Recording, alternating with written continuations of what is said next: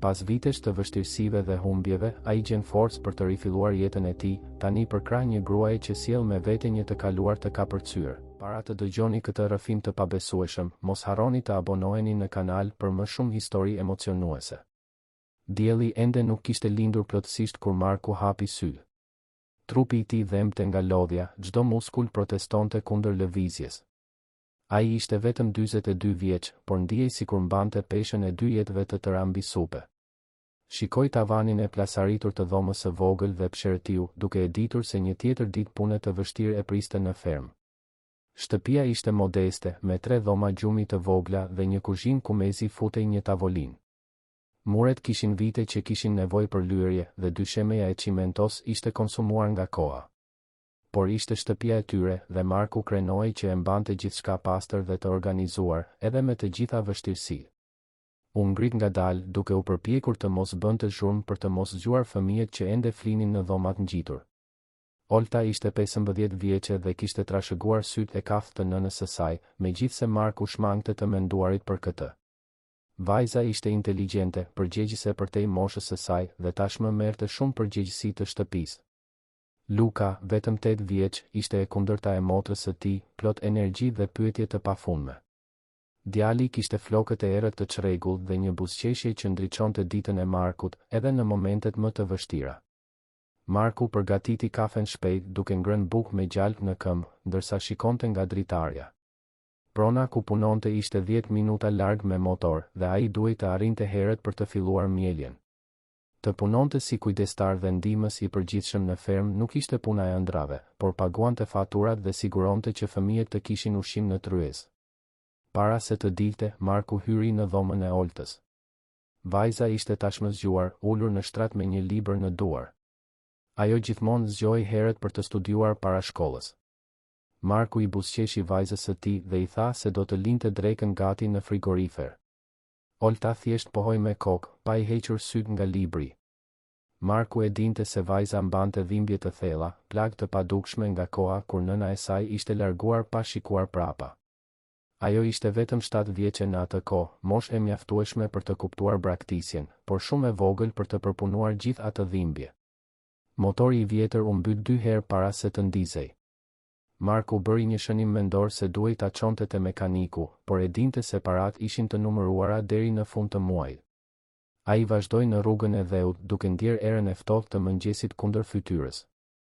Qielli filloi të ndriçonte, i ngjyrosur me rozë dhe portokalli, dhe për një moment të shkurtër, Marku e lejoi veten të shijonte bukurinë e thjeshtë të atij agimi në fshat. Ferma ku punonte ishte e madhe, me kullota që shtriheshin sa syri shite. Pronari, zoti Agron, ishte një burr në moshë të thyrë që kalonte më shumë kohë në Tiranë se sa duke u kujdesur për pronën. Marku ishte praktikisht ai që mbante gjithçka në funksion, duke u kujdesur për bagëtin, duke rregulluar gardhet, duke siguruar që bimët të merrnin ujë.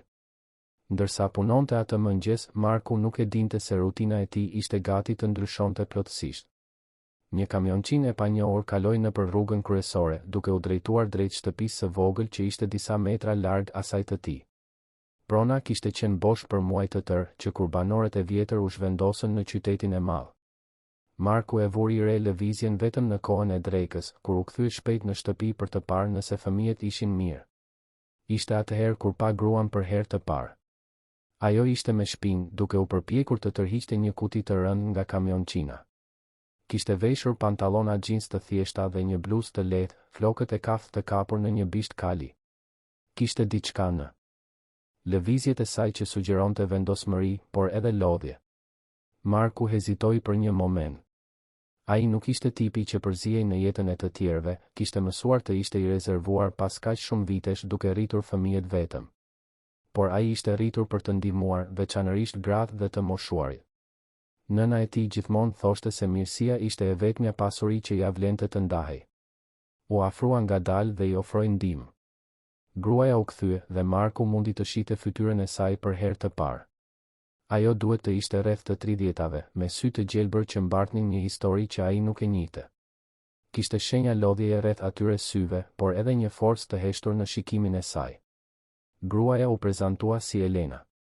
Zëri i saj ishte i butë, por i vendosur, dhe ajo e pranoi ndihmën me një buzëqeshje mirënjohjeje. Marku filloi të mbante kutit njëra pas tjetrës duke ndjerë peshën e secilës. Ishin shumë libra, vuri re. Libra të gjitha llojeve, histori, letërsi, shkenca. Elena shpjegoi se ishte mësuese private dhe se kishte ardhur në fshat në kërkim të një fillimi të ri më të qetë. Punuan në heshtje për pothuajse një orë. Marku refuzoi me edukat kur Elena i ofroi para për ndihmën. Ai thjesht buzëqeshi dhe tha se fqinjet ndihmojnë njëri tjetrin, se kështu funksiononin gjërat aty. Elena u duke prekur nga gjesti dhe sytë e saj shkëlqyen në një mënyrë që Marku nuk mundi ta deshifronte plotësisht. Kur Marku më në fund u kthye në shtëpinë e tij, ishte vonë. Olta po përgatiste darkën dhe Luka po bënte detyrat e shtëpisë në tavolinën e kuzhinës. Djali ngriti sytë dhe pyeti për gruan e re që kishte parë nga dritarja. Marku shpjegoi shkurtimisht për fqinjen e re, pa i dhënë shumë rëndësi çështjes. Por Olta kishte vënë re diçka. Vajza shikoi baban me atë shprehje analitike që kishte, sikur po vlerësonte një ekuacion kompleks matematikor. Ajo nuk tha asgjë, thjesht u kthye të trazonte tenxhere në sobë, por Marku e dinte se vajza po përpunonte informacionin, duke e ruajtur diku në mendjen e saj të mprehë. Ditët në vijim ishin normale. Marku vazhdonte rutinën e tij, duke u zgjuar para diellit, duke punuar derisa trupi i dhemte, duke u kthyer në shtëpi për të qenë me fëmijët. Por kishte një ndryshim të hollë në ajër. Elena shfaqej her pas here, gjithmonë me një buzëqeshje të sjellshme, duke pyetur për shërbimet lokale, për ku të blinte ushqime, për shkollën ku mund të ofronte mësime private. Marku ju përgjigj me mirësjellje, duke mbajtur një distancë respektuese. Ai kishte mësuar prej kohësh se ishte më mirë të mos përfshihej shumë me njerëzit. Çdo lidhje sillte rrezikun e humbjes dhe ai tashmë kishte humbur mjaftueshëm për një jetë të tërë. Ishte një pasdite e sënjtes kur gjithçka filloi të ndryshonte vërtet. Marku po rregullonte gardhin kur pa Elenën duke ecur drejt tij. Ajo mbante një shport dhe dukej e vendosur. U afrua dhe shpjegoi se kishte bërë biskota dhe kishte menduar t'i ndante me fqinjët. Ishte një gjest i thjesht, por që e kapi Markun në befasi. Ai pranoi shportën duke falënderuar me edukat formale. Elena pyeti për fëmijët nëse u pëlqente të studionin. Marku shpjegoi se Olta ishte një studente e shkëlqyer, gjithmonë me nota të larta, por se Luka kishte vështirësi në matematikë. Folli pa menduar shumë, thjesht duke ju përgjigjur pyetjeve të saj. Ishte atëherë kur Elena bëri një ofertë. Ajo tha se mund të ndihmonte Lukën me studimet, t'i jepte disa mësime private pa pagesë. Marku u bë menjëherë mbrojtës. Nuk pranonte lëmosh, nuk donte t'i detyrohej askujt. Por Elena ishte e shpejtë në shpjegim se nuk ishte lëmosh, se ajo kishte nevojë për praktik para se të fillonte të jepte mësime zyrtarisht në zonë, se do të ishte një favor reciprok. Marku hezitoi. Shikoi sytë e saj të gjelbër dhe pa sinqeritet. Kishte diçka tjetër gjithashtu, një lloj vetmie që ai e njihte sepse shite të njëjtën gjë në pasqyrë çdo mëngjes. Më në fund ra dakord, por vetëm nëse ajo pranonte që ai të rregullonte disa gjëra në shtëpinë e saj në këmbim. Kështu filloi një valle e çuditshme e favoreve reciproke. Elena shfaqej 3 herë në javë për të ndihmuar Lukën me detyrat. Djali, fillimisht i turpshëm, shpejt u gëzua me praninë e saj. Elena kishte durim të pafund, shpjegonte gjërat në mënyra të ndryshme derisa Luka t'i kuptonte. Ajo gjithashtu sillte libra të ndryshëm për Oltën, e cila shtirej sikur nuk i interesonte, por Marku shihte se si vajza gëlltiste çdo faqe. Marku, nga ana e tij, rregulloi rubinetin që rrifte në shtëpinë e Elenës, lyeu gardhin, rregulloi shkallët e verandës. Ai punonte në heshtje, efikas, duke refuzuar çdo përpjekje për bisedë më të thellë.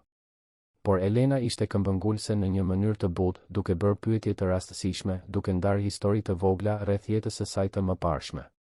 Javët kaluan në këtë mënyrë. Marku filloi të vërente ndryshime të vogla.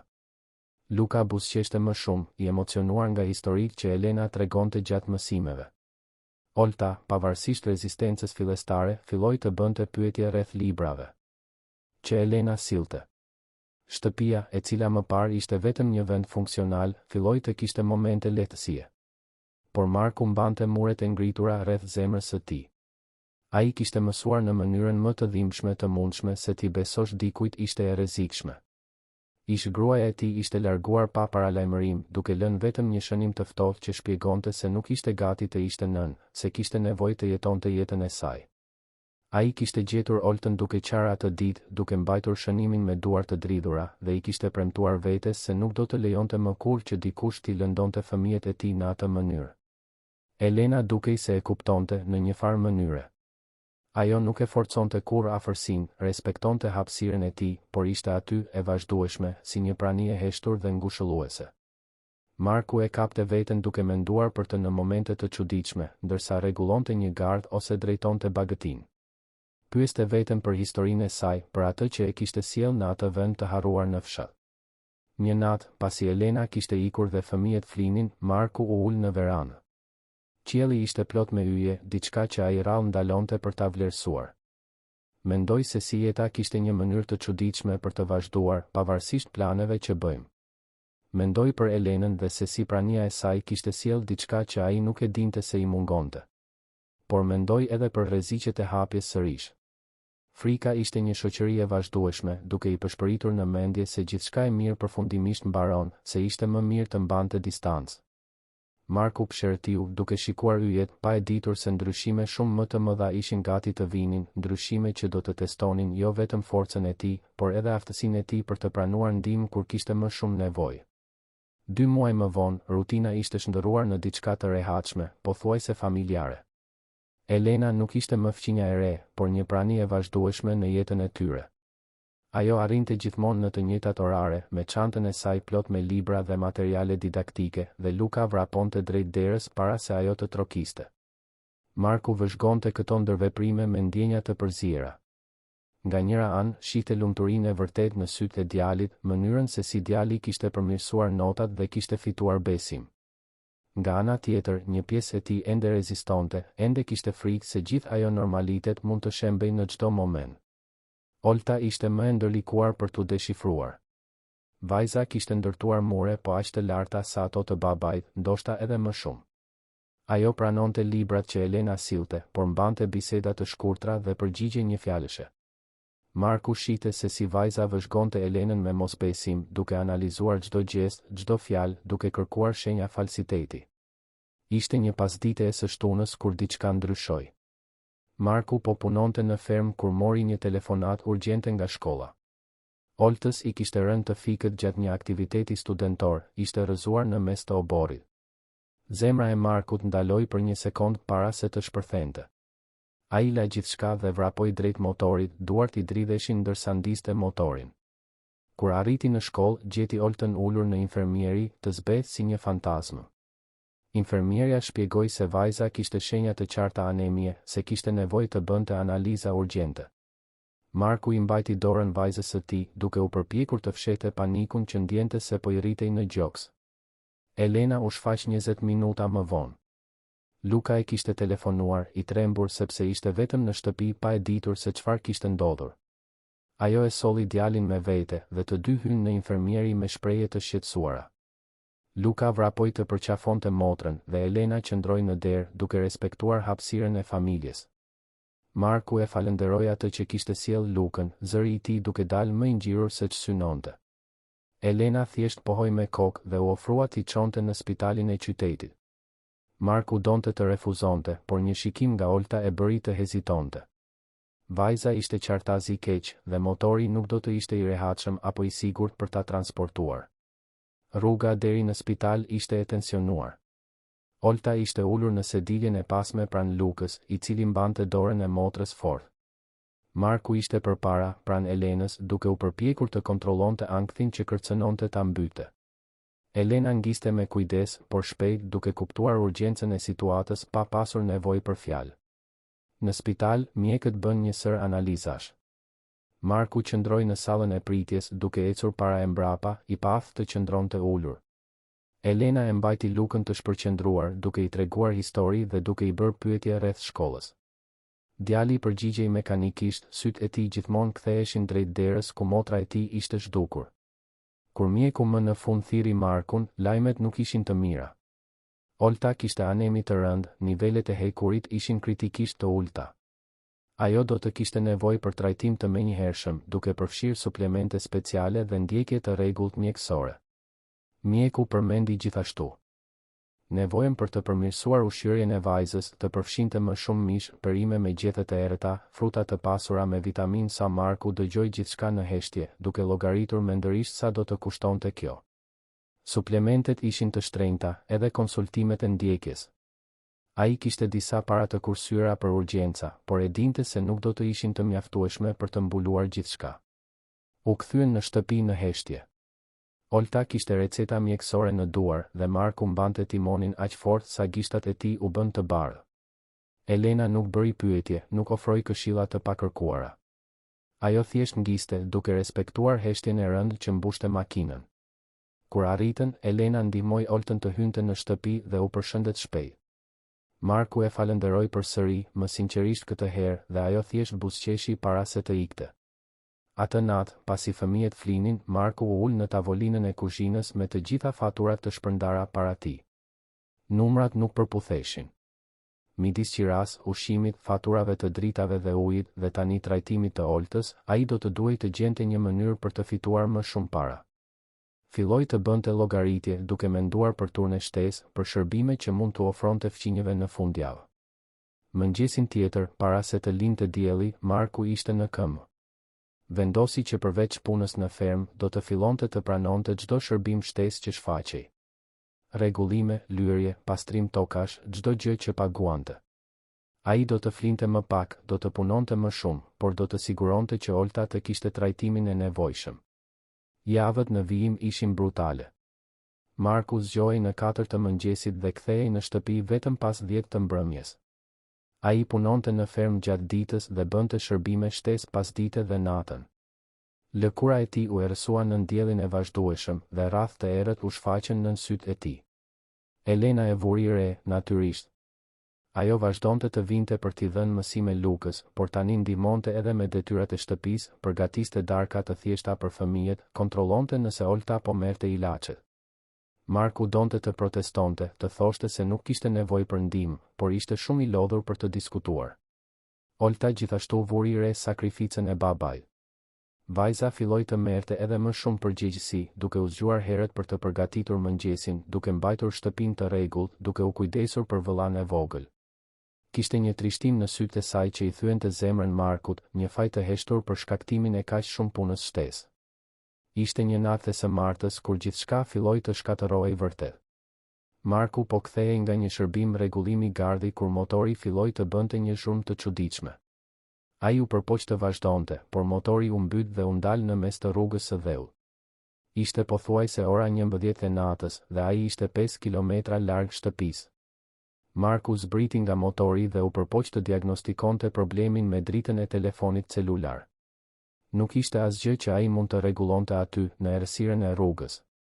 Do të duhej të shtynte motorin deri në shtëpi ose ta linte aty dhe të kthehej në mëngjes për ta tërhequr. Vendosi të shtynte. Rruga ishte e gjatë dhe e lodhshme, dhe çdo metër dukej një përjetësi. Shpina i dhemte, krahët i dridheshin nga lodhja, por ai vazhdoi. Kishte nevojë që motori të funksiononte, ishte mjeti i tij i vetëm i transportit, thelbësor për punën. Ishte në gjysmë të rrugës kur pa dritat e makinës duke u afruar. Makina ndaloi pranë tij dhe Marku njohu automjetin e Elenës. Ajo zbriti shpejt, sytë e saj të zgurdulluar nga shqetësimi kur pa gjendjen e tij. Elena këmbënguli ta vendoste motorin në bagazhin e makinës dhe ta çonte në shtëpi. Marku, shumë i lodhur për të argumentuar, pranoi. Heshtja në makinë ishte ndryshe këtë herë, nuk ishte vetëm respektuese, por e ngarkuar me shqetësim të pathënë. Kur arritën në shtëpi, Elena më në fund foli. Zëri i saj ishte i butë por i vendosur kur tha se Marku po vdiste nga puna, se kjo nuk ishte e qëndrueshme. Marku u përpoq të buzëqeshte, të bënte një shaka se ishte mirë, por maska u qa. Ai shikoi Elenën dhe, për herë të parë pas vitesh, ndjeu dëshirën për t'u shembur. Por nuk u shem. Thjesht falenderoi për udhëtimin, mori motorin dhe e shtyu në obor. Elena qëndroi aty për një moment, qartazi duke dashur të thoshte diçka më shumë, por duke respektuar hapësirën e tij. Më në fund, i uroi natën e mirë dhe iku. Atë natë, Marku fjeti vetëm 3 orë. U zgjua me trupin duke bërtitur nga dhimbja, çdo muskull protestonte. Por u ngrit gjithsesi, u përgatit për një tjetër ditë, një tjetër betejë. Ishte në mes të javës tjetër kur erdhi lajmi. Marku po punonte kur zoti Agron i kërkoi të fliste me të. Fermeri i vjetër duke i parehatshëm, duke luajtur me duart ndërsa kërkonte fjalët e duhura. Ferma ishte shitur. Një kompani e madhe bujqësore kishte bërë një ofertë që plaku nuk mund ta refuzonte. Marku u ndje sikur toka ishte zhdukur nën këmbët e tij. Zoti Agron shpjegoi se shitja do të finalizohej në 6 muaj, kohë e mjaftueshme që Marku të gjente një punë tjetër, një shtëpi tjetër. 6 muaj. Marku bëri llogaritjet mendërisht. 6 muaj për të gjetur punë, për të gjetur një vend për të jetuar, për të filluar gjithçka nga e para. Me oltën të sëmur, me Lukën që kishte nevojë për stabilitet, me të gjitha shpenzimet tashmë të shtrënguara. Ai falenderoi fermerin e vjetër me dinjitet, i shtrëngoi dorën dhe u kthye në punë sikur asgjë nuk kishte ndodhur. Por brenda, diçka po shkatërrohej. Të gjitha siguritë, gjithë stabiliteti që kishte ndërtuar me aq shumë përpjekje, po i rrëshisnin nga gishtat. Atë natë, Marku nuk mundi t'i fshihte fëmijëve. Olta vuri re menjëherë se diçka nuk ishte në rregull. Ajo pyeti direkt dhe Marku, shumë i lodhur për të gënjur, tregoi të vërtetën. Shpjegoi për shitjen e fermës, për 6 muajt që kishin për të riorganizuar. Olta u zbeh, por nuk tha asgjë. Luka filloi të bënte pyetje, zëri i tij duke u ngritur në panik. Po sikur të mos gjenin një vend tjetër? Po sikur të duhej të largoheshin nga zona? Po sikur Elena të ikte gjithashtu? Marku qetësoi djalin si mundi, duke i premtuar se do të gjente një zgjidhje, se gjithçka do të shkonte mirë. Por fjalët tingëllonin bosh edhe për të vetë. Si mund të premtonte diçka që nuk e kontrollonte? Atë natë, pasi fëmijët më në fund flinin, Marku doli në veranë. Qielli ishte i vrenjtur, duke fshehur yjet. Ai ul në shkallë dhe, për herë të parë pas vitesh, e lejoi veten të ndjente peshën e plotë të gjithçkaje që mbante. Nuk qau. Burra si ai kishin mësuar t'i gëlltisnin lotët prej kohësh. Por ndjeu presionin në gjoks, ndjesinë e të mbyturit në përgjegjësi dhe pasiguri. Mendoi për nënën e tij, e cila kishte vdekur 10 vjet më parë, dhe dëshiroi të kishte mençurinë e saj, forcën e saj të qetë. Ishte atëherë kur dëgjoi hapa të butë. Elena u shfaq nga errësira, duke mbajtur një termos. Ajo shpjegoi se kishte parë dritën ndezur dhe kishte sjell kafe. Marku donte të pyeste si e dinte, por nuk kishte nevojë. Ndoshta muret midis shtëpive të tyre ishin më të hollë se sa mendonte, ose ndoshta Elena thjesht kuptonte. Ata u ulën së bashku në shkallë, duke pirë kafe në heshtje. Dhe për herë të parë, Marku nuk ndjeu nevojën për të mbushur heshtjen me fjalë. Prania e Elenës ishte e mjaftueshme, një kujtesë e heshtur se ai nuk ishte plotësisht vetëm, edhe kur dukej se bota po shkatërrohej rreth tij. Ditët në vijim kaluan në një mjegull pune dhe shqetësimi. Marku vazhdonte rutinën e tij raskapitse, por tani kishte një urgjencë shtesë. Ai duhej të kursente çdo qindarkë të mundshme, të ndërtonte një rezervë për kur të duhej të zhvendosej. Natën, pasi fëmijët flinin, ai shfletonte njoftime punësimi, shënonte adresa pronash për qira, bënte llogaritje të pafundme. Elena vazhdonte të shfaqej rregullisht, por diçka kishte ndryshuar atë natë në veranë. Kishte një mirëkuptim të heshtur midis tyre tani, një njohje të heshtur se të dy mbanin pesha që të tjerët nuk mund t'i shihnin plotësisht. Marku vuri re se filloi të varej nga ajo prani e vazhdueshme, dhe kjo e tremte. Olta po përmirësoi me trajtimin, faqet e saj por i merrnin pak ngjyrë. Por vajza ishte bërë edhe më e qetë pas lajmit për fermën. Ajo kalonte orë të tëra duke studiuar, sikur mund të kontrollonte të ardhmen përmes notave perfekte. Marku shite ankthin në sytë e vajzës dhe ndihej i pafuqishëm për ta lehtësuar.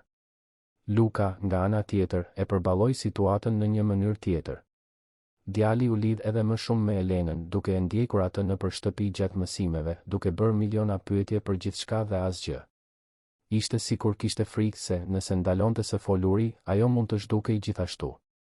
Ishte një pasdite e sënjtes kur Elena bëri një ftesë të papritur.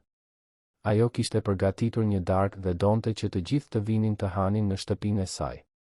Marku hezitoi menjëherë, duke kërkuar justifikime të sjellshme. Por Luka tashmë kishte pranuar me entuziazëm dhe madje Olta dukej kurioztare. Kështu Marku e gjeti veten atë natë ulur në tavolinën e darkës së Elenës me fëmijët e tij pranë. Shtëpia e saj ishte e vogël si e tyre, por kishte diçka ndryshe në ajër. Libra mbushnin çdo sipërfaqe të disponueshme, bimët dekoronin qoshet dhe kishte një ndjenjë kujdesi në detaje që shtëpia e Markut nuk e kishte. Darka ishte e thjeshtë por e shijshme. Elena kishte përgatitur oriz, fasule, një mish të zier që shkrihej në gojë dhe një sallatë të freskët. Marku nuk e kuptoi se po hante me aq dëshirë derisa pa pjatën e zbrazët para tij. Sa kohë kishte që nuk kishte ngrënë një vakt të përgatitur me aq kujdes? Gjatë darkës, Elena tregoi histori për studentët e saj të mëparshëm në Tiranë, raste qesharake që bën të buzëqeshte edhe Olta. Luka qeshte me zë të lartë, duke kërkuar më shumë histori. Marku vëzhgonte gjithë këtë dhe ndjente diçka të çuditshme në gjoks, një përzierje mirënjohjeje dhe frike. Pas darkës, ndërsa fëmijët po eksploronin koleksionin e librave të Elenës në dhomën e ndenjes, ajo dhe Marku mbetën në kuzhinë duke larë enën. Ishte aty, me duart në ujë të ngrohtë dhe zhurmën e fëmijëve që qeshnin në sfond, që Elena filloi të tregonte historinë e saj. Ajo foli me qetësi, duke zgjedhur fjalët me kujdes. Shpjegoi se kishte qenë e martuar, se ish burri i saj ishte nga një familje tradicionale e Tiranës. Në fillim, gjithçka dukej perfekte, por gradualisht, ajo vuri re se po mbytej. Ai kontrollonte çdo aspekt të jetës së saj, nga paratë që shpenzonte te njerëzit me të cilët fliste. Elena përshkroi se si kishte qenë graduale, aq delikate sa ajo mezi vuri re se po humbiste veten. Ajo që gjithmonë kishte qenë e pavarur, e fortë, pa pritur e gjente veten duke kërkuar leje për të dalë nga shtëpia, duke justifikuar çdo blerje, duke fshirë pjesë të personalitetit të saj për të ruajtur paqen. Marku ndaloi se lari pjatat, u kthye për ta shikuar. Kishte dhimbje në sytë e gjelbër të Elenës, por kishte edhe forcë. Ajo vazhdoi, duke shpjeguar se divorci kishte qenë një betejë. Ish burri i saj kishte vendosur borxhe në emër të saj, kishte përdorur familjen e tij për ta bërë presion, ishte përpjekur t'i bënte të gjithë të besonin se ajo ishte fajtore për dështimin e martesës. Ajo duhej të fillonte nga zeroja, të punonte në 3 punë të ndryshme për të paguar borxhet që as nuk i kishte krijuar. Kaloi vite duke rindërtuar jetën e saj, cop. Kur më në fund arriti të çlirohej plotësisht, vendosi të linte Tiranën pas. Shiti gjithçka që kishte, mori kursimet e saj dhe erdhi në fshat në kërkim të paqes. Kur Elena mbaroi së foluri, heshtja në kuzhinë ishte e thellë. Marku nuk dinte çfarë të thoshte. Ai kishte kaluar vite duke besuar se ishte i vetmi që mbante plagë të thella, i vetmi që ishte braktisur dhe detyruar të ringrihej vetëm. Por aty ishte Elena, në këmbë para tij, me historinë e saj të mbijetesës. Marku më në fund gjeti zërin e tij dhe e falenderoi atë për ndarjen. Tha se admironte forcën e saj, kurajen e saj për të filluar nga e para. Elena buzëqeshi, një buzëqeshje e trishtuar por e sinqertë, dhe u përgjigj se nganjëherë kuraja ishte thjesht mungesa e opsioneve të tjera. Ata u kthyen në dhomën e ndenjes, ku gjetën Lukën duke fjetur në divan, një libër i hapur mbi gjoks. Olta po lexonte qetësisht në një koltuk, por ngriti syt kur ata hyn. Kishte diçka ndryshe në shikimin e vajzës, një butësi që nuk ishte aty më parë. Në kthim për në shtëpi, me Lukën në krah dhe Oltën duke ecur pranë, Marku mendoi për natën. Për sa mirë kishte qenë të ulej në tavolinë me të rritur të tjerë, të kishte një bisedë të vërtetë, të ndiej pjesë e diçkaje më të madhe se familja e tij e vogël. Por mendoi edhe për rrezikun e kësaj, për sa e lehtë ishte të mësohesh me diçka të mirë kur jeta i kishte mësuar se gjërat e mira nuk zgjasin. Mëngjesin tjetër, Marku u zgjua i vendosur. Ai nuk mund të kontrollonte gjithçka, por mund të punonte më shumë, të kursente më shumë. Filloi të pranonte të gjitha shërbimet shtesë që shfaqeshin, pa marrë parasysh sa i lodhur ishte. Rregulloi çatit në ndjellin përvolues, pastroi ahuret, lyeu gardhe të pafundme. Elena u përpoq të ndihmonte në mënyra diskrete. Ajo filloi të sillte ushqim shtesë, duke thënë se kishte gatuar tepër. U ofrua t'i çonte fëmijët në shkollë në ditët me shi. Këmbënguli të kujdesej për Lukën kur Marku kishte shërbime që zgjasnin deri vonë. Marku e pranonte ndihmën me hezitim, gjithmonë duke kërkuar mënyra për të kthyer favorin. Rregulloi portën e Elenës që ishte bllokuar, instaloi rafte të reja për librat e saj, lyeu verandën. Ishte një valle e kujdesshme, të dy duke dhënë dhe marrë, duke ruajtur një ekuilibër delikat. por lodhja po fillonte të kërkonte çmimin e saj. Marku kishte humbur peshë, sytë e tij ishin gjithmonë të kuq nga lodhja. Ai filloi të bënte gabime të vogla në punë, duke harruar vegla, duke ngatëruar udhëzimet. Zoti Agron e vuri re dhe shprehu shqetësim, por Marku thjesht buzëqeshi dhe tha se gjithçka ishte mirë. Ishte një pasdite e së premtes kur ndodhi. Marku ishte në çatinë e shtëpisë së një fqini, duke zëvendësuar tjegulla të thyra. Dielli ishte i fortë dhe ai nuk kishte ngrënë siç duhet që nga mëngjesi. Pa pritmas, bota u rrotullua. Ai u lëkun, duke humbur ekuilibrin për një sekondë. Arriti të kapte veten në kohë, duke u mbajtur fort pas strukturës së çatisë. Zemra i rrite në mënyrë të pakontrolluar dhe ai duhej të qëndronte i palvizur për disa minuta derisa të kalonte marramendja. Kjo kishte qenë shumë afër. Po të kishte rënë nga ajo lartësi, mund të ishte lënduar seriozisht. Dhe atëherë çfarë do të ndodhte me Oltën dhe Lukën? Marku zbriti nga çatia me kujdes, këmbët i dridheshin ende. I tha fqinjit se duhej të ikte, se do të kthehej për ta përfunduar punën një ditë tjetër. Në kthim për në shtëpi, ai ndaloi motorin në anë të rrugës dhe thjesht mori frym, duke u përpjekur të qetësonte panikun që kërcënonte ta mbyte. Apo bënte mjaftueshëm? A ishte mjaftueshëm? Pyetjet i jehonin në mendje, të pamëshirshme. Ai po punonte deri në limit, por ende nuk kishte ide se ku do të jetonin, ku do të punonte. 4 muaj. Kishin mbetur vetëm 4 muaj. Kur arriti në shtëpi, gjeti Elenën në kuzhinë me fëmijët.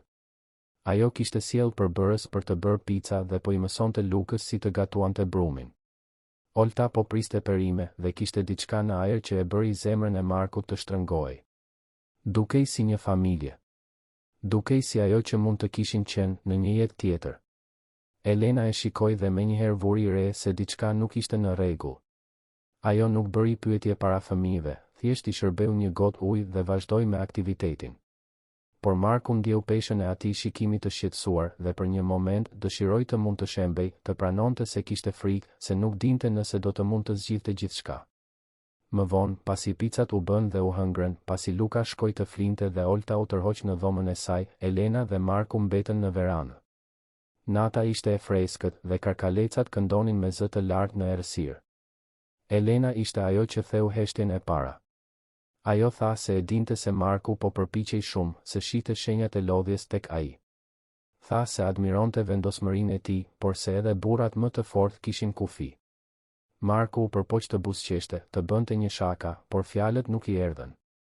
Në vend të kësaj, ai thjesht shikoi qiellin e errët dhe pranoi, me zë të ulët, se kishte frikë.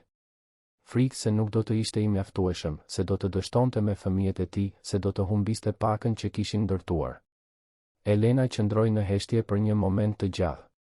Pastaj, me zë të butë por të vendosur, ajo tha diçka që Marku nuk do ta harronte kurrë. Ajo tha se të kërkosh ndihmë nuk ishte dobësi, se të pranosh mbështetje nuk e zvogëlonte forcën e tij si baba. Se nganjëherë, kuraja e vërtet ishte të njihje kur nuk mund të bënim gjithçka vetëm. Fjalët prekën diçka të thellë tek Marku, diçka që ai e kishte varrosur prej vitesh. Ai mendoi për nënën e tij, se si ajo gjithmonë thoshte se komuniteti ishte I rëndësishëm, se askush nuk mbijetonte vërtet vetëm. Mendoi se si ai kishte kaluar aq shumë kohë duke ndërtuar mure rreth vetes, aq I përqendruar në mbrojtjen e vetes sa kishte harruar se nganjëherë muret na burgosin gjithashtu. Ata qëndruan ulur aty për pak kohë, pa pasur nevojë të mbushnin heshtjen me fjalë. Dhe kur Elena më në fund iku, Marku ndjeu diçka ndryshe. Nuk ishte zgjidhja për problemet e tij, nuk ishte një përgjigje magjike.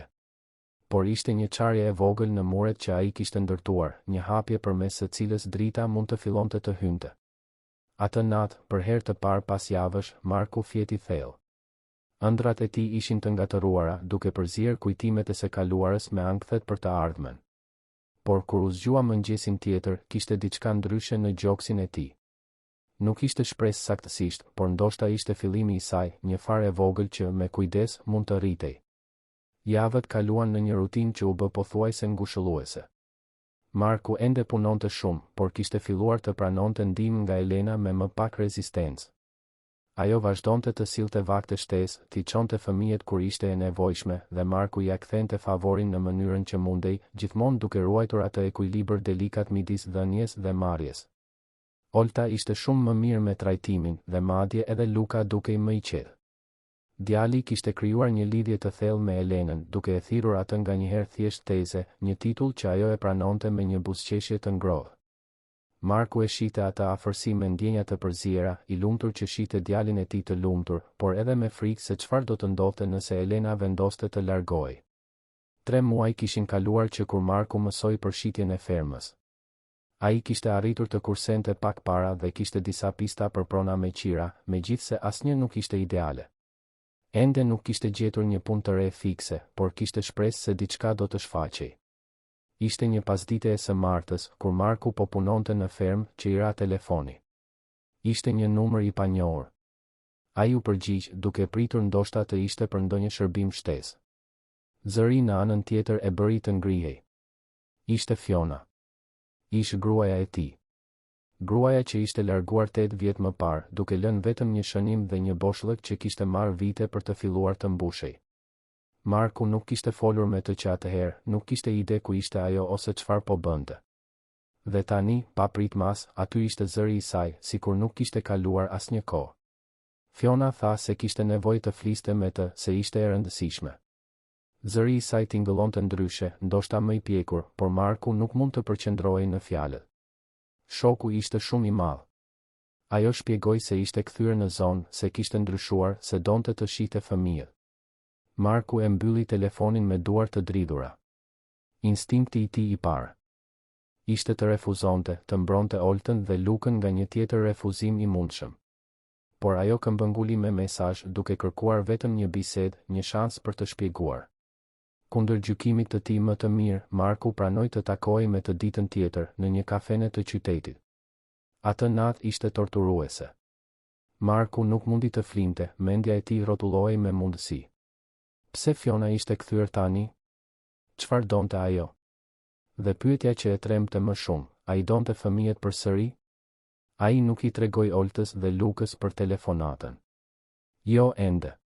Duhej së pari të kuptonte çfarë donte Fiona, të vlerësonte nëse ajo kishte ndryshuar vërtet apo nëse ishte thjesht një tjetër manipulim. Në kafene, Marku arriti 15 minuta më herët. Zgjodhi një tavolinë në qoshe, ku mund të shihte hyrjen. Zemra i rrite shpejt dhe ai duhej të detyronte veten të merrte frym normalisht. Kur Fiona hyri, ai gati nuk e njohu. Ajo ishte ndryshe. Më e holl, flokët më të shkurtra, rroba më të thjeshta se ato që përdorte zakonisht. Kishte rrudha rreth syve të saj që nuk ishin aty më parë, shenja kohe dhe ndoshta vuajtjeje. Ajo e pa dhe shkoi drejt tavolinës, hapat e saj hezitues. Fiona u ul dhe filloi të fliste. Tha se e dinte se kishte bërë gabime të tmerrshme, se kishte braktisur familjen e saj kur ata kishin më shumë nevojë për të. Shpjegoi se kishte qenë shumë e re, shumë e trembur, se nuk ishte gati të ishte nën. Por se kishte kaluar 8 vitet e fundit duke menduar për Oltën dhe Lukën, duke u penduar për zgjedhjet e saj. Marku dëgjoi në heshtje, fytyra e tij e pashprehur. Ai e kishte imagjinuar këtë moment aq shpesh gjatë viteve, kishte provuar mendërisht çfarë do të thoshte, si do të reagonte. Por tani që po ndodhte, ndihej thjesht i mpishur. Fiona vazhdoi duke thënë se kishte bërë terapi, se kishte punuar për problemet e saj, se ishte një person tjetër tani. Donte një shans për të njohur fëmijët e saj përsëri, për të qenë e pranishme në jetën e tyre. Nuk priste falje, vetëm një mundësi. Marku më në fund gjeti zërin e tij. Pyeti pse tani, pse pas 8 vjetësh heshtje totale. Fiona hezitoi dhe Marku pa diçka të kalonte në sytë e saj, diçka që ai nuk mundi ta identifikonte. Ajo tha se kishte gjetur më në fund stabilitet në jetën e saj, se ishte gati të merrte përgjegjësi. Biseda zgjati më shumë se 1 orë. Marku bëri pyetje, duke u përpjekur të gjente boshllëqe në historinë e saj, duke kërkuar shenja manipulimi. Një pjesë e tij donte të besonte se Fiona kishte ndryshuar vërtet, nga dashuria për fëmijët e tij që meritonin të kishin një nën. Por një pjesë tjetër, pjesa që kishte fshirë lotët e Oltës aq shpesh, që kishte mbajtur Lukën kur djali zgjohej duke qarë për nënën, kjo pjesë nuk mund të besonte. Në fund, Marku tha se kishte nevojë të mendonte, se nuk do të merrte asnjë vendim të nxituar. Fiona ra dakord, duke i dhënë numrin e saj të telefonit dhe adresën ku po qëndronte. Kur ajo doli, Marku qëndroi ulur në tavolinë për 20 minuta të tjera, duke u përpjekur të përpunonte gjithçka që kishte ndodhur. Ai nuk u tha fëmijëve menjëherë. Duhej së pari të vendoste si t'i qasej çështjes, veçanërisht me Oltën. Vajza kishte kujtime të qarta të nënës, mbante mend braktisjen. Luka ishte ndryshe, ai kishte vetëm disa muaj kur Fiona u largua, kujtimet e tij për të ishin të paqarta në rastin më të mirë. Ishte Elena ajo që vuri re se diçka nuk ishte në rregull. Ajo u shfaq atë natë për mësimet e Lukës dhe menjëherë vuri re tensionin tek Marku. Pasi fëmijët shkuan të flinin, ajo pyeti direkt nëse ai ishte mirë. Marku hezitoi, por pastaj tregoi gjithçka. Për telefonatën, për takimin, për fjalët e Fionës. Elena dëgjoi në heshtje, fytyra e saj tregonte mirëkuptim dhe shqetësim. Kur ai mbaroi, ajo qëndroi e qetë për një moment para se të fliste. Elena tha se Marku duhej të ishte i sinqert me fëmijët, se ata meritonin të dinin dhe të kishin mundësinë të vendosnin nëse donin të takonin nënën. Por gjithashtu paralajmëroi se ai duhej të ishte i përgatitur për çdo rezultat, se mbrojtja e fëmijëve nga zhgënjimi i mundshëm ishte e rëndësishme. Marku e dinte se ajo kishte të drejtë. Ditën tjetër, mblodhi Oltën dhe Lukën në dhomën e ndenjes. Luka ishte i emocionuar, duke menduar se ishte ndonjë surprizë e mirë. Olta, më e vëmendshme, tashmë dukej e shqetësuar. Marku tregoi për telefonatën dhe takimin me Fionën. Vëzhgoi reagimet e fëmijëve me kujdes. Luka ishte i hutuar në fillim, duke bërë pyetje për këtë nën që mezi e mbante mend. Olta ishte plotësisht e palvizshme, fytyra e saj u kthye në një maskë të pashprehur që i theu zemrën Markut. Vajza më në fund foli, zëri i saj i ftohtë dhe i kontrolluar. Pyeti pse nëna ishte kthyer tani, pas kaq shumë kohësh. Marku tha të vërtetën, se nuk e dinte me siguri, se Fiona pretendonte se kishte ndryshuar. Olta qeshi, një tingull i hidhur që nuk i përshtatej një vajze 15 vjeçe. Ajo tha se nuk donte ta shihte nënën, se Fiona kishte bërë zgjedhjen e saj vite më parë. U ngrit dhe shkoi në dhomën e saj, duke mbyllur derën me forcë të mjaftueshme për të dridhur muret. Luka shikoi baban, sytë e tij të mëdhenj dhe të hutuar, dhe pyeti nëse nëna do të qëndronte këtë herë. Marku nuk dinte çfarë të përgjigjej. Ai përqafoi djalin dhe i tha se duhej të bënin një hap pas hapi, të shihnin si do të zhvilloheshin gjërat. Por brenda, ndjente të njëjtën frikë si Luka. Po sikur Fiona të zhdukej përsëri. Si mund t'i mbronte fëmijët e tij nga një tjetër refuzim?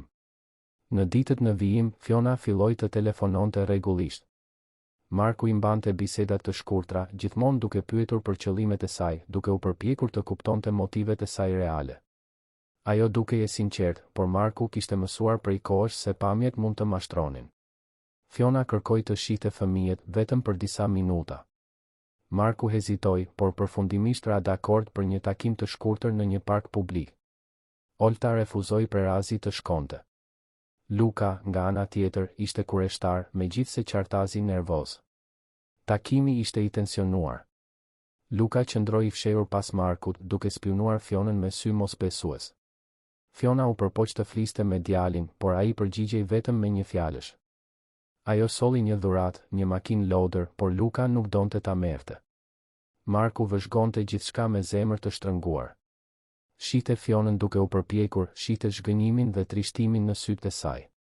Por shihte edhe djalin e tij, të trembur dhe të hutuar, pa e ditur si të reagonte ndaj kësaj të panjohure që pretendonte se ishte nëna e tij. Pas gjysmë ore, Marku e mbylli takimin. Fiona kërkoi të shihte fëmijët përsëri dhe Marku tha se do të mendonte për këtë. Në kthim për në shtëpi, Luka ishte i qetë. Më në fund, ai pyeti nëse duhej ta donte nënën. Marku e siguroi se jo, se ndjenjat e tij ishin të vlefshme, çfarëdo qofshin ato. Elena po priste kur arritën. Ajo kishte qëndruar me Oltën, e cila kishte refuzuar të dilte nga dhoma gjithë ditën. Marku e falenderoi dhe shkoi në dhomën e vajzës. Gjeti Oltën të shtrirë në shtrat duke shikuar tavanin. Marku u ul në cep të shtratit dhe pyeti nëse donte të fliste.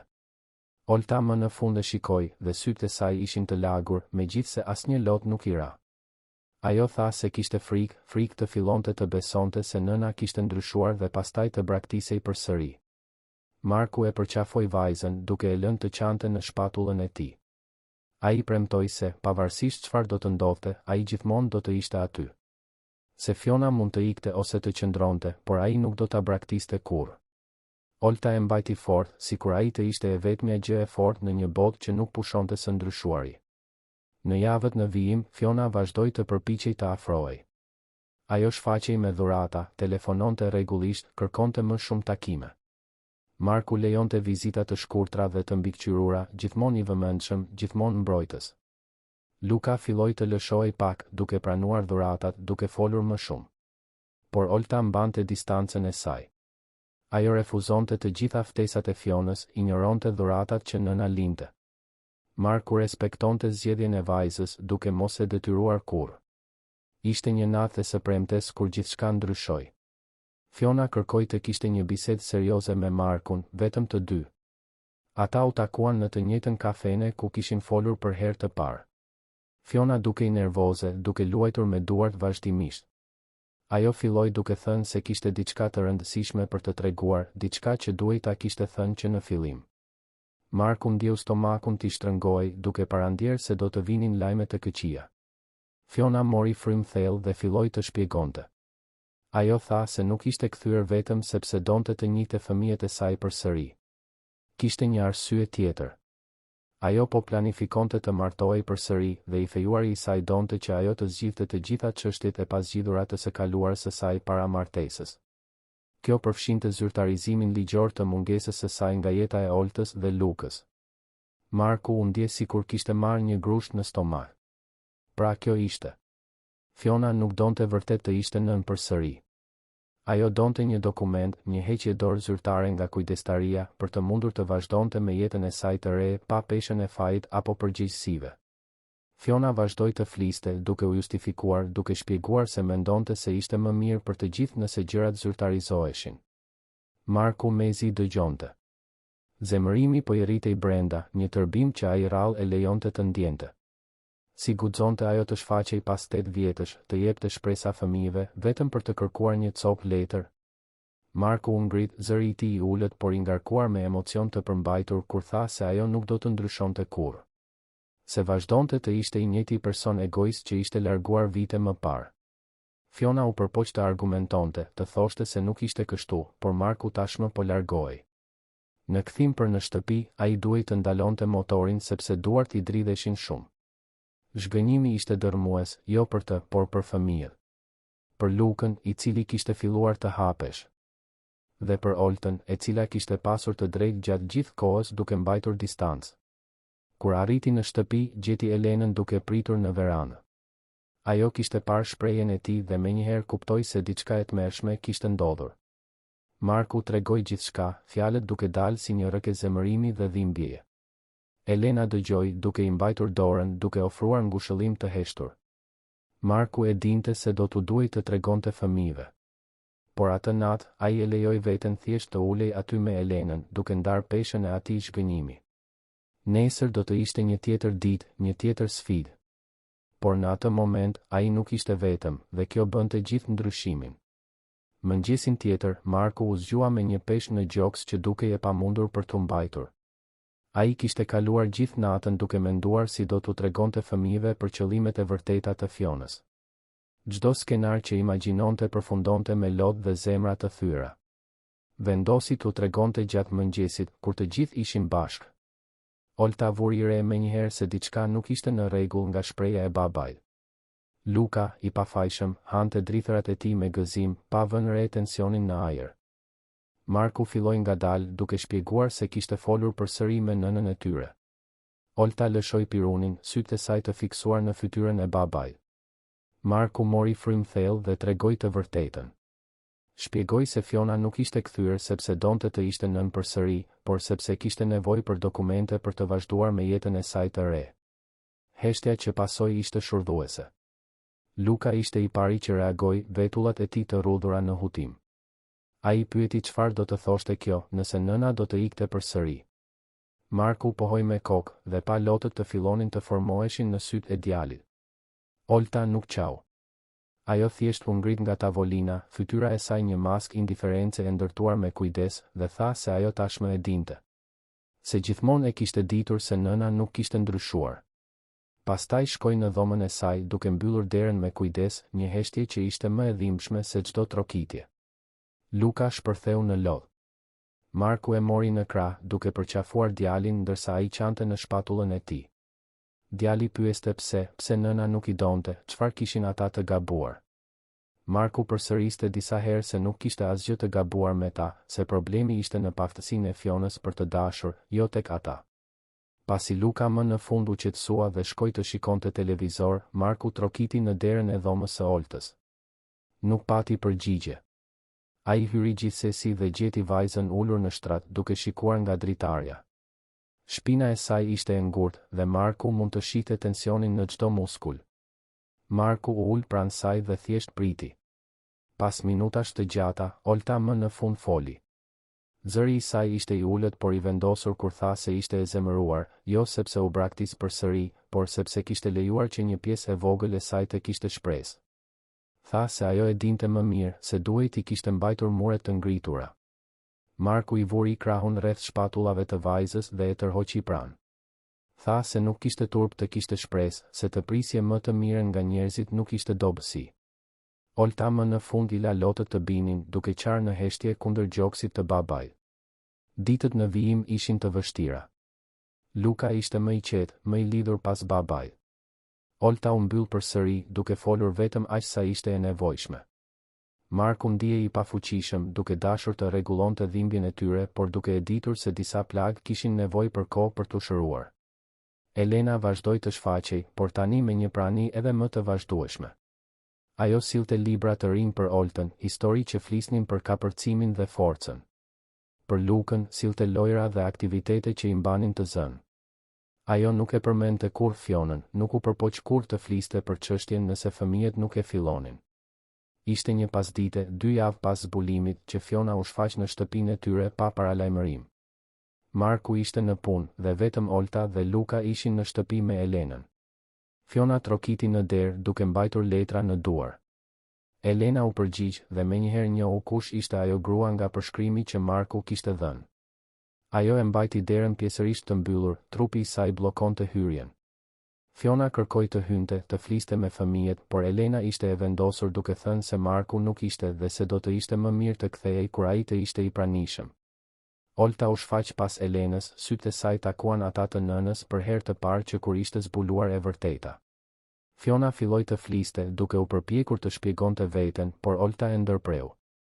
Vajza tha, me një zë çuditërisht të qetë për dik 15 vjeç, se nuk kishte asgjë që Fiona mund të thoshte që të ndryshonte diçka.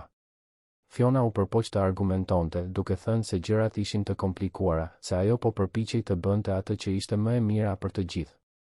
Olta qeshi, një tingull pa humor, dhe u përgjigj se më e mira për të gjithë do të kishte qenë që ajo të mos ishte kthyer kurrë, të mos kishte dhënë kurrë shpresa të rreme. Elena i vuri dorën në shpatullën e Oltës, një gjest mbrojtës. Ajo i tha Fionës se ishte koha për të ikur, se ajo tashmë kishte shkaktuar dëme të mjaftueshme. Fiona shikoi midis Elenës dhe Oltës, duke kuptuar se kishte humbur çdo shans që mund të kishte pasur. Ajo la letrat në verandë dhe iku. Kur Marku arriti në shtëpi atë natë, Elena tregoi çfarë kishte ndodhur. Ai mori letrat, dokumente ligjore të heqjes dorë nga kujdestaria dhe ndiu një përzierje zemërimi dhe lehtësimi. Të paktën tani gjithçka ishte e qartë.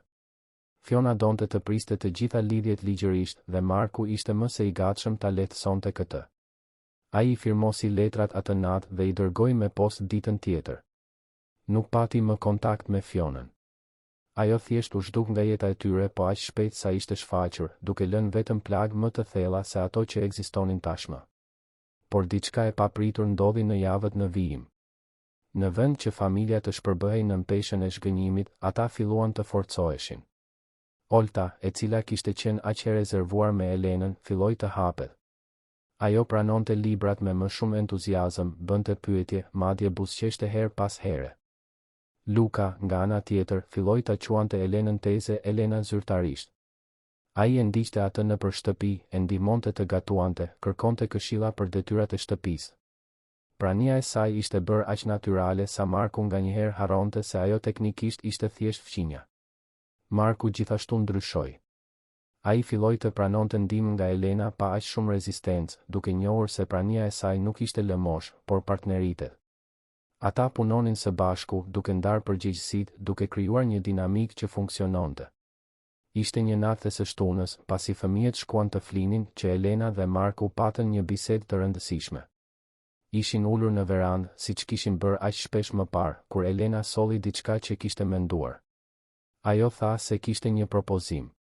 Shpjegoi se shtëpia e saj kishte një dhomë shtesë që ajo nuk e përdorte, dhe se me shitjen e fermës që po afrohej, ndoshta Marku dhe fëmijët mund të qëndronin aty përkohësisht ndërsa kërkonin diçka të përhershme. Do të ndanin kostot, por do të ishte më lirë se të merrnin me qira një vend të ri vetëm. Marku hezitoi menjëherë. Të jetonte me Elenën? Dukej një hap i madh, diçka që mund të komplikononte gjithçka. Por ajo ishte e shpejt në shpjegim se do të ishte thjesht e përkohshme, një zgjidhje praktike për një problem praktik.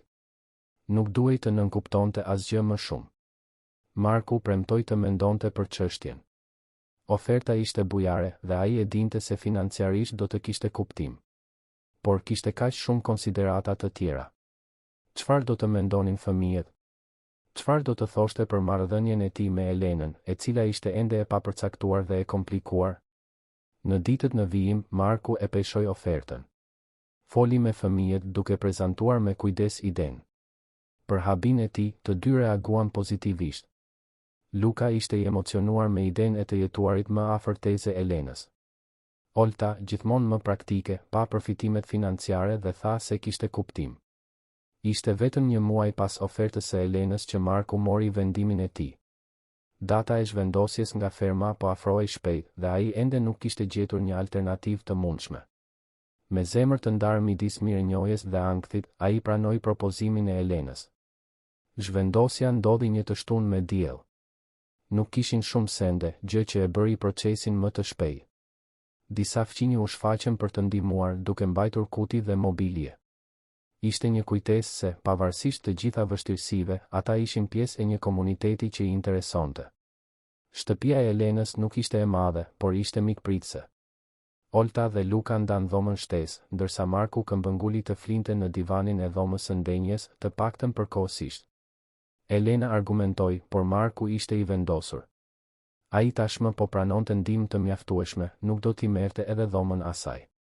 Ditët e para ishin të çuditshme. Marku ishte mësuar të kishte hapësirën e tij, sado e vogël. Tani, ai shihte Elenën në të gjitha orët, ndanin vakte, ndanin banjën. Kishte një intimitet të detyruar nga afërsia që e bënte të ndihej i parehatshëm. Por fëmijët u përshtatën shpejt. Luka ishte më i lumtur se sa kishte qenë prej muajsh, gjithmonë duke gjetur justifikime për të qenë pranë Elenës. Olta, çuditërisht, gjithashtu dukej më e qetë. Ajo studionte në tavolinën e kuzhinës ndërsa Elena përgatiste darkën dhe nganjëherë madje bisedonin, shkëmbime të shkurtra por domethënëse. Marku filloi të kërkonte punë më intensivisht. Ai bënte intervista, ndiqte pista, aplikonte për vende pune. Por tregu në fshat ishte i kufizuar dhe shpesh e gjente veten duke konkuruar me njerëz më të rinj ose më të kualifikuar. Zhgënjimi rritej me çdo refuzim. Elena nuk bënte kur presion për para apo për sa kohë do të qëndronin. Ajo e trajtonte situatën me natyrshmëri, sikur të kishte një familje që ndante shtëpinë e saj ishte gjëja më normale në botë. Marku e vlerësonte këtë më shumë se sa mund të shprehte. Një natë, i paftë të flinte në divanin e parehatshëm, Marku doli në verandë. Gjeti Elenën tashmë aty, duke shikuar qiellin me yje. Ajo kishte një batanie mbi supe dhe i ofroi një pjesë të saj Markut kur ai u ul pranë saj. Ata qëndruan në heshtje për një kohë, thjesht duke shijuar qetësinë e natës. Pastaj Elena tha diçka që Marku nuk e priste. Ajo tha se ishte e lumtur që ata ishin aty, se shtëpia ishte ndjerë bosh më parë dhe tani ishte plot jetë. Marku e shikoi, vërtet e shikoi, dhe pa diçka në sytë e saj që e bëri zemrën e tij të rritë më shpejt. Kishte dashuri aty, kujdes të vërtet, ndoshta edhe diçka më të thellë. Ai vuri re se Elena nuk po ndihmonte vetëm nga mirësia apo detyrimi. Ajo interesoi, vërtet, për të dhe për fëmijët. Dhe Marku gjithashtu interesoi. Në një moment, pa e kuptuar saktësisht kur, Elena ishte bërë thelbësore. Nuk ishte vetëm ndihmë apo lehtësi. Ishte lidhje, ishte familje, ishte diçka që ai kishte menduar se nuk do ta kishte më kurrë. Por frika ishte ende aty, duke i përshpëritur në mendje. Po sikur ai të lejonte veten të ndjente më shumë dhe pastaj ajo të ikte? Po sikur ai të hapte zemrën e tij dhe të refuzoi përsëri? Fantazmat e Fionës ende e ndiqnin, duke i kujtuar se të besosh ishte e rrezikshme. Elena dukej se ndjeu hezitimin e tij. Ajo nuk bëri presion, nuk bëri pyetje. Thjesht qëndroi aty, duke ndarë heshtjen dhe batanien, duke e bërë të qartë pa fjalë se ajo ishte aty, e vazhdueshme dhe e duruar, duke pritur sa kohë të ishte e nevojshme që Marku të ishte gati. Atë natë, Marku u kthye brenda me diçka ndryshe në gjoks. Nuk ishte siguri, nuk ishte zgjidhje për të gjitha problemet. Por ishte mundësi, ideja se ndoshta, vetëm ndoshta, ai mund të kishte diçka të mirë përsëri. Dhe për herë të parë pas shumë kohësh, e lejoi veten ta konsideronte këtë mundësi pa e larguar menjëherë. 2 muaj kishin kaluar që kur Marku dhe fëmijët u zhvendosën në shtëpinë e Elenës. Rutina ishte vendosur natyrshëm, secili duke gjetur vendin e tij në atë rregullim të ri. Marku kishte gjetur më në fund një punë fikse në një fermë fqinje, nuk paguante aq sa e mëparshmja, por ishte e qëndrueshme dhe vinte me premtimin e rritjes. Mëngjeset ishin një valle e koreografuar me kujdes. Marku zgjoi i pari, përgatiste kafen ndërsa Elena rregullonte ushqimet e fëmijëve. Ata punonin krah për krah në kuzhinë, duke lëvizur rreth njëri tjetrit me një lehtësi që vinte vetëm me kohën dhe praktikën. Olta zgjoi më pas, gjithmonë me një libër në duar, dhe Luka ishte i fundit që ngrihej, i përgjumur dhe duke u ankuar derisa aroma e mëngjesit ta tërhiqte në tavolinë. Olta kishte ndryshuar dukshëm në muajt e fundit. Vajza që më parë ishte aq e rezervuar tani fliste më shumë, buzëqeshte më shpesh. Ajo kishte filluar ta thërriste Elenën me emër pa hezitim, dhe nganjëherë madje kërkonte këshilla për gjëra që nuk do t'i kishte ndarë kurrë më parë. Analizat e saj shëndetësore tregonin përmirësim të ndjeshëm, nivelet e hekurit më në fund të stabilizuara. Luka kishte lulëzuar në mënyra që Marku as nuk i imagjinonte të mundshme. Djali ishte më i sigurt në shkollë, notat e tij ishin përmirësuar në mënyrë drastike. Ai kishte miq tani, diçka që kishte qenë e vështirë kur jetonin të izoluar në fermën e mëparshme. Dhe më e rëndësishmja, ai qeshte. Ai tingull ishte bërë i zakonshëm në shtëpi, duke mbushur qoshet me gëzim. Marku vëzhgonte këto ndryshime me ndjenja komplekse. Ishte thellësisht mirënjohës për gjithçka që Elena kishte bërë, për mënyrën se si ajo kishte hyrë në jetën e tyre dhe i kishte transformuar. Por ndjente edhe faj që varri aq shumë nga ajo, që lejonte fëmijët e tij të lidheshin me dikë që teknikisht nuk kishte detyrim të qëndronte. Ishte një pasdite e shenjtes kur ndodhi diçka e papritur. Marku po punonte kur mori një telefonat nga një avokat. Në fillim mendoi se ishte për letrat e Fionës, por ishte diçka krejtësisht ndryshe. Avokati shpjegoi se nëna e Markut, e cila kishte vdekur vite më parë, kishte lënë një copë tokë të vogël në emër të tij. Marku e kishte harruar plotësisht atë copë tokë. Ishte e vogël, e vendosur në periferi të zonës, nuk vlente shumë. Por ishte e tij, e lirë dhe pa barë. Avokati shpjegoi se ai mund ta shiste ose të ndërtonte aty nëse donte. Marku falenderoi për informacionin dhe e mbylli, mendja e tij tashmë po punonte me mundësi. Atë natë, ai i tregoi Elenës për tokën. Ajo u gëzua vërtet për të, sytë e saj shkëlqenin me entuziazëm. Filluan të diskutonin opsionet, nëse duhej ta shiste për të pasur parashtesë ose nëse duhej të konsideronte ndërtimin e diçkaje aty përfundimisht. Ishte gjatë kësaj bisede që Elena zbuloi diçka që e kapi Markun plotësisht në befasi. Ajo tha se kishte kursime të ruajtura, para që kishte mbledhur gjatë viteve. Shpjegoi se vinte nga një familje me burime, se kishte trashëguar prona dhe toka, por se kishte zgjedhur t'i linte të gjitha pas në kërkim të një jete më të thjeshtë. Marku mbeti i shtangur nga zbulimi. Elena, duke vënë re reagimin e tij, shpejt shpjegoi se nuk e kishte përmendur kurrë më parë sepse nuk donte që të ishte e rëndësishme. Ajo kishte ardhur në fshat posaçërisht për të shpëtuar nga ajo botë, për të qenë thjesht vetvetja pa peshën e parave të familjes. Elena vazhdoi duke thënë se nëse Marku donte, ajo mund ta ndihmonte financiarisht të ndërtonte një shtëpi të vogël në tokë. Nuk do të ishte lëmosh, do të ishte investim në diçka që i interesonte asaj. Marku menjëherë donte të refuzonte, krenaria e tij e lënduar nga ideja e pranimit të parave. Por Elena ishte e vendosur. Ajo tha se kishte vëzhguar Markun duke u vrarë në punë, kishte parë lodhjen në sytë e tij, peshën që ai mbante vetëm. Tha se jeta nuk duhej të ishte aq e vështirë, se të pranosh ndihmë nuk ishte dobësi. Dhe më e rëndësishmja, ajo tha se donte ta bënte këtë, se ata ishin bërë familja e saj gjithashtu. Fjalët prekën diçka të thellë tek Marku. Ai shikoi Elenën, vërtet e shikoi, dhe pa sinqeritetin në sytë e saj. Pa gjithashtu dashurinë, kujdesin dhe diçka më shumë që ai kishte frikë ta emërtonte. Më në fund, ai ra dakord të mendonte për çështjen. Në ditët në vijim, Marku vizitoi tokën. Ishte e vogël, por kishte potencial, e vendosur pranë një shkolle dhe një tregu të vogël. Ai filloi të bënte skica, duke imagjinuar ku mund të ndërtonte një shtëpi modeste. 2 dhoma gjumi, një kuzhinë funksionale, ndoshta një verandë të vogël. Elena shkonte me të në këto vizita, duke ofruar sugjerime, duke treguar mundësi që ai nuk I kishte parë. Kishte diçka intime në këto biseda, duke planifikuar një të ardhme së bashku, edhe pse asnjëri prej tyre nuk e verbalizonte saktësisht çfarë nënkuptonte kjo. Ishte Olta ajo që më në fund bëri pyetjen që të gjithë po mendonin. Një natë, gjatë darkës, vajza shikoi midis Markut dhe Elenës dhe pyeti direkt nëse ata ishin bashkë. Tavolina u qetësua, të gjithë të paralizuar nga pyetja direkte. Marku nuk dinte çfarë të përgjigjej. Ai dhe Elena nuk e kishin diskutuar këtë, nuk kishin përcaktuar çfarë ishin për njëri tjetrin. Ishin më shumë se miq, më shumë se fqinj që ndanin një shtëpi. Por çfarë saktësisht? Elena ishte ajo që u përgjigj e para. Me zërin e saj të qetë dhe të sinqert, ajo tha se I interesonte shumë për të gjithë ata, se ishte bërë pjesë e familjes së tyre, po aq sa ata të saj. Nuk vendosi etiketa, nuk bëri premtime madhështore, thjesht shprehu të vërtetën e thjesht të ndjenjave të saj. Olta e mori parasysh përgjigjen dhe pastaj pohoi me kokë, qartazi e kënaqur. Luka, më pak subtil, pyeti nëse kjo do të thoshte se Elena do të ishte nëna e tyre. Pyetja I bëri të gjithë të ngriheshin përsëri. Marku pa Elenën të zbehej, pa emocionin të kalonte në fytyrën e saj.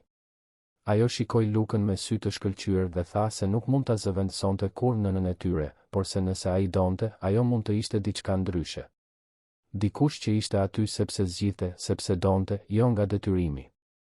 Luka dukej se mendoi për një moment dhe pastaj buzëqeshi, duke u kthyer të hante sikur nuk kishte bërë sapo një pyetje që ndryshonte gjithçka. Por Marku pa se si duart e Elenës dridheshin lehtë, si ajo fshinte diskretisht sy. Atë natë, pasi fëmijët flinin, Marku gjeti Elenën në verandë. Ajo ishte mbështjellë me një batanie, duke shikuar yjet. Ai ul pranë saj dhe për minuta të gjata, asnjëri prej tyre nuk foli. Më në fund, Marku gjeti kurajën të thoshte atë që kishte mbajtur për muaj të tërë. Tha se kishte frikë të besonte përsëri, të hapte veten dhe të refuzoi. Por se pavarësisht frikës, diçka kishte ndryshuar. Elena kishte ndryshuar diçka tek ai, I kishte treguar se ishte e mundur të rindërtohej, se familjet mund të zgjidheshin dhe jo vetëm të trashëgoheshin. Elena dëgjoi në heshtje, pastaj I mori dorën midis të sajave. Ajo tha se e kuptonte frikën, se mbante frikërat e saj për të mos qenë e mjaftueshme, për të dështuar me fëmijët që kishte mësuar të donte. Por se ishte e gatshme të provonte, të ndërtonte diçka të re së bashku, një ditë pas dite. Marku ja shtrëngoi dorën përsëri dhe për herë të parë e lejoi veten të imagjinonte një të ardhme tjetër. Jo një të ardhme perfekte, pa sfida apo vështirësi, por një të ardhme ku ai nuk ishte vetëm.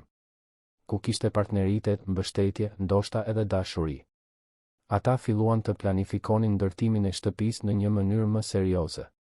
Elena këmbënguli të kontribuonte financiarisht dhe Marku përfundimisht ra dakord për një marrëveshje ku ai do të paguante mbrapa me kalimin e kohës.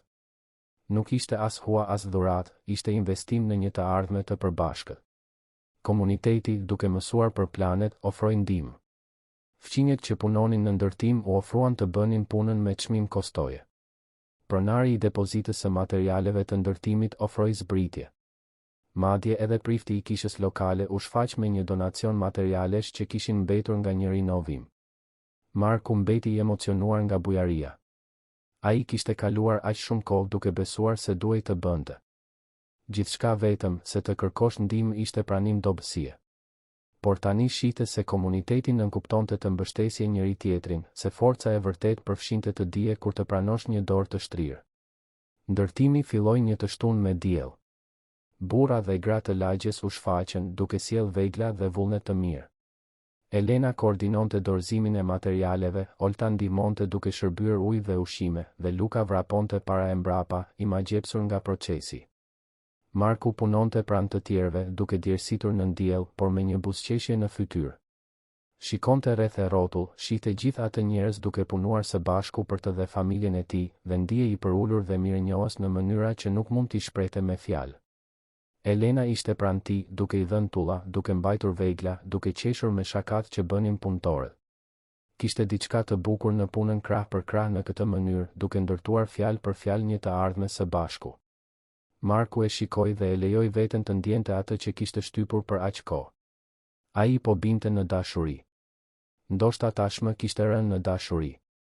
Kuptimi nuk erdhi si një shok dramatik, por si një njohje e butë e diçkaje që ekzistonte prej kohësh. Elena kishte hyrë në jetën e tij si një fqinje e dobishme dhe ishte bërë thelbësore, e pasvendësueshme. Ndërtimi zgjati 2 muaj. Nuk ishte një pallat, por ishte e fortë dhe mikpritëse.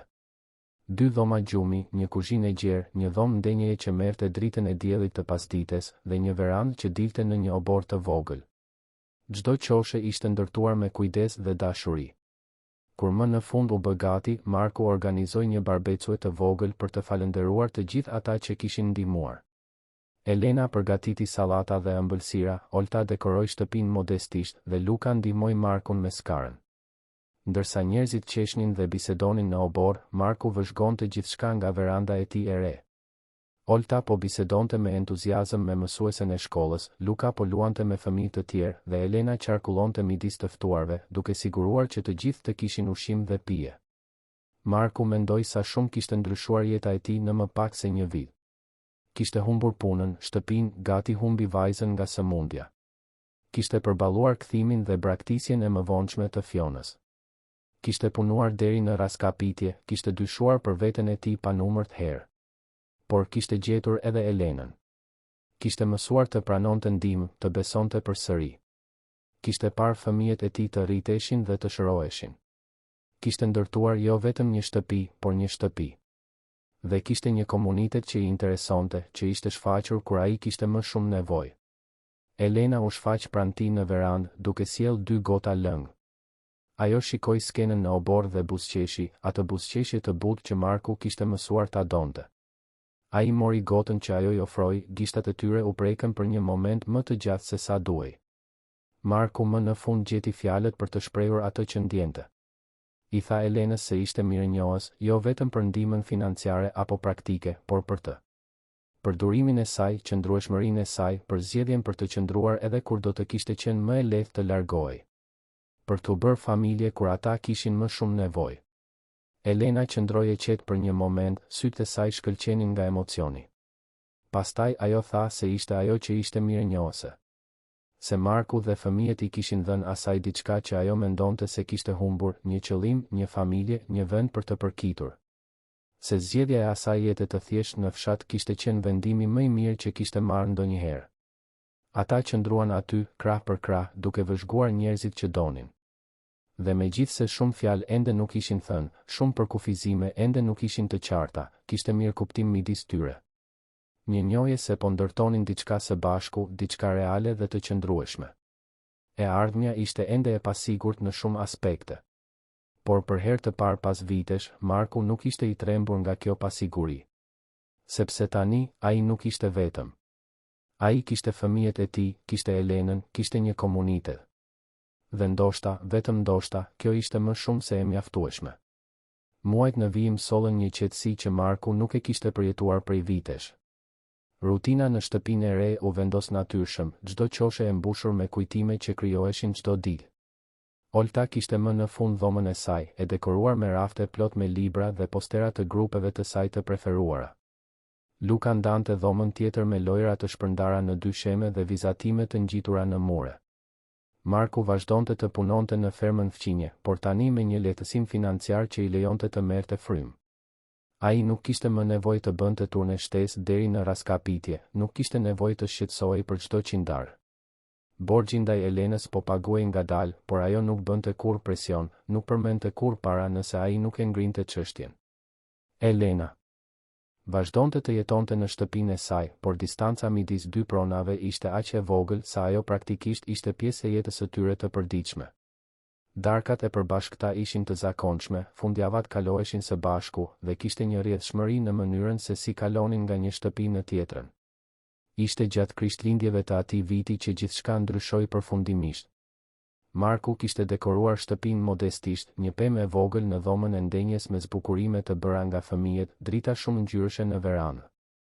Elena ishte ofruar të përgatiste darkën e festës dhe Marku pranoi me kushtin që ai do të ndihmonte. Nata e Krishtlindjeve ishte magjike. Shtëpia ishte plot me aroma të mrekullueshme, muzika luante butësisht në sfond dhe kishte një paqe në ajër që Marku nuk e dinte se ishte e mundur të ndjehej. Olta ishte në kuzhinë duke ndihmuar Elenën me ëmbëlsirën, të qeshurat e tyre përziheshin. Luka ishte në dhomën e ndenjes duke montuar një enigmë që kishte marrë para kohe. Gjatë darkës, të ulur rreth tavolinës modeste por të pasur, Marku shikoi çdo fytyrë rreth tij.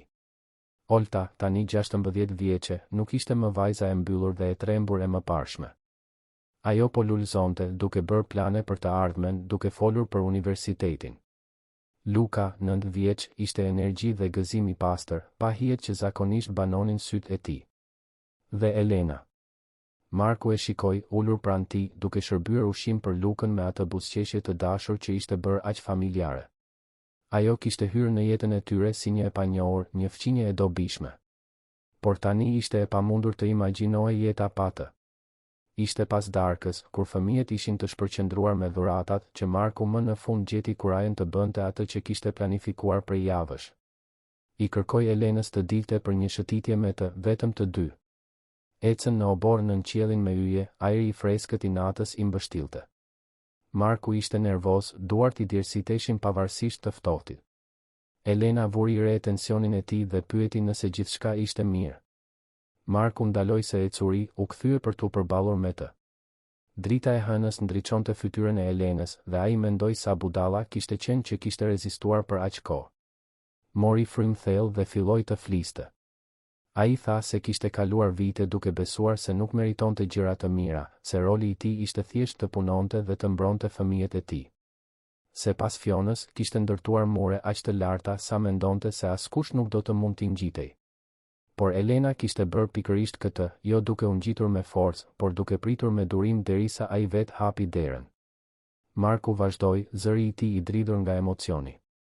Tha se ajo kishte ndryshuar gjithçka, i kishte treguar atij dhe fëmijëve çfarë do të thoshte të ishe një familje e vërtetë. Jo një familje e bazuar vetëm në gjak ose detyrim, por në zgjedhje, në dashuri të vërtetë dhe të vazhdueshme. Elena po qante tani, lotët e heshtur i rridhnin në fytyrë. Marku i mori duart midis të tijave dhe, për herë të parë, tha me zë të lartë atë që ndjente. Tha se e donte, se ndoshta e donte prej muajsh, por kishte qenë shumë frikacak për ta pranuar. Ai nuk kishte një unaz, nuk kishte premtime të mëdha. Por kishte zemrën e tij, të ardhmen e tij dhe sinqeritetin e dikujt që më në fund kishte mësuar se të pranosh dashurinë nuk ishte dobësi. Pyeti nëse ajo do të konsideronte të bëhej zyrtarisht pjesë e familjes së tij, jo vetëm si prani e vazhdueshme, por si diçka më shumë. Elena nuk mund të fliste përmes lotëve. Ajo thjesht pohoi me kokë me forcë, duke tërhequr Markun në një përqafim të fortë.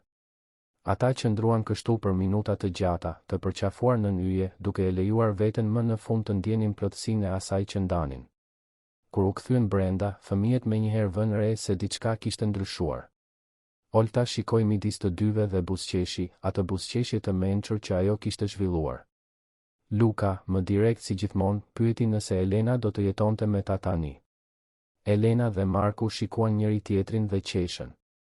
Marku shpjegoi se kishin ende shumë gjëra për të zbuluar, shumë detaje për të zgjidhur, por përfundimisht ata do të ishin një familje zyrtarisht.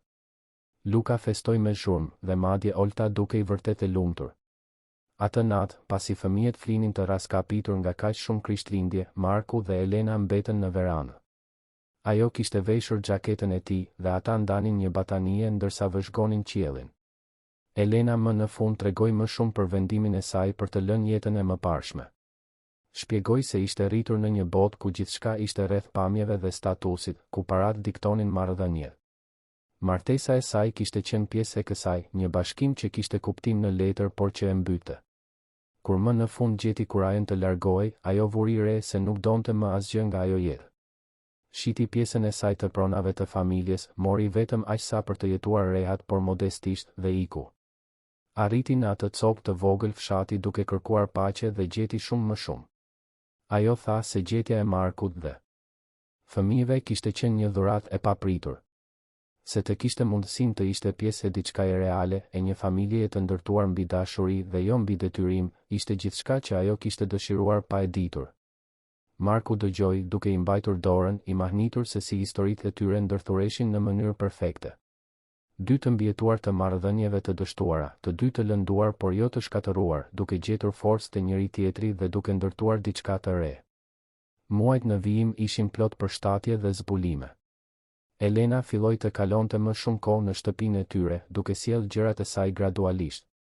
Olta dhe ajo zhvilluan një marrëdhënie unike, jo saktësisht nën dhe bi, por diçka po aq e veçantë. Elena u bë besimtare, mentore, mikesh. Luka thjesht e pranoi Elenën si pjesë të përhershme të familjes pa pyetur. Për të, ishte kaq e thjeshtë. Elena ishte aty, i donte, dhe ata e donin atë. Gjithë kompleksiteti që të rriturit krijonin rreth marrëdhënieve ishte i panevojshëm në mendjen e pastër të një fëmije. Marku filloi ta paguante borxhin ndaj Elenës më shpejt tani që nuk kishte presione të tjera financiare. Por ajo gjithmonë këmbëngulte se nuk kishte nxitime, se parat nuk kishin qenë kurrë thelbi. Ajo që kishte rëndësi ishte se ata po ndërtonin diçka së bashku. Ishte një pasdite e së dielës, 6 muaj pas atij Krishtlindjeje, që Elena zyrtarisht u zhvendos në shtëpinë e Markut. Nuk ishte një zhvendosje dramatike, pasi shumica e gjërave të saj ishin tashmë aty. Por kishte simbolizëm në mbylljen e shtëpisë së saj dhe deklarimin e asaj si shtëpi të përbashkët. Komuniteti e pranoi bashkimin në mënyrë natyrale. Fqinjet që kishin vëzhguar zhvillimin e marrëdhënies gjatë muajve thjesht buzëqeshnin dhe ofronin urime.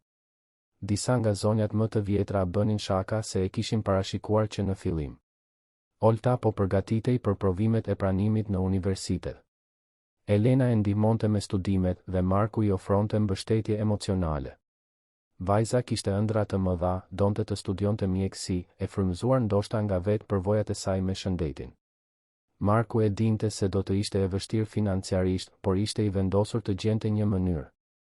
Luka vazhdonte të ishte Luka, plot energji dhe kuriozitet. Ai ishte bërë popullor në shkollë, gjithmonë i rrethuar nga miq. Frika që kishte mbajtur se do të braktisej ishte zhdukur praktikisht, e zëvendësuar nga siguria e të diturit se kishte një familje të fortë.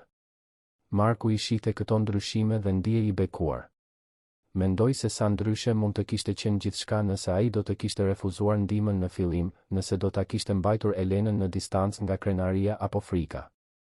Sa bekime do të kishte humbur sepse nuk ishte në gjendje të pranonte dashurinë kur i ofrohej. Ishte një pasdite e qetë së dielës që ndodhi diçka e papritur. Marku ishte në verandë kur pa një makinë të panjohur të ndalonte përballë shtëpisë. Zemra i shtrëngua për një moment, kujtimet e kohës kur Fiona ishte shfaqur i erdhën në mendje. Por nuk ishte Fiona. Ishte një grua më e moshuar, e veshur në mënyrë elegante, e cila doli nga makina dhe shikoi rreth e rrotull me një shprehje kurioztare. Elena, e cila ishte në kuzhinë, doli për të parë kush ishte dhe u ngri. Ishte nëna e saj. Tensioni në ajër ishte i prekshëm. Elena nuk kishte folur me familjen e saj që kur ishte larguar, duke prerë të gjitha lidhjet. Marku pa ngurtësinë në shpatullat e Elenës, frikën në sytë e saj. Ai u afrua, duke qëndruar pranë saj në mbështetje të heshtur. Nëna e Elenës filloi të fliste, zëri i saj formal, por jo armiqësor. Ajo shpjegoi se ishin dashur muaj për ta gjetur, se familja ishte e shqetësuar. Por pastaj fjalët e saj ndryshuan. Ajo tha se nuk kishte ardhur për ta marrë përsëri, por për të parë nëse vajza e saj ishte mirë. Elena qëndroi në heshtje për një moment të gjatë. Pastaj, me zë të vendosur, ajo e ftoi nënën të hynte. Marku ofrua t'u jepte privatësi, por Elena i mbajti dorën, duke e bërë të qartë se ai duhej të qëndronte. Biseda që pasoi ishte e vështirë por e nevojshme. Elena shpjegoi zgjedhjen e saj, pse kishte lënë gjithçka pas. Nëna e saj dëgjoi dhe për habin e Elenës nuk argumentoi. Në vend të kësaj, ajo pranoi se kishte parë pa kënaqësinë e vajzës në atë martesë, por nuk kishte ditur si të ndihmonte.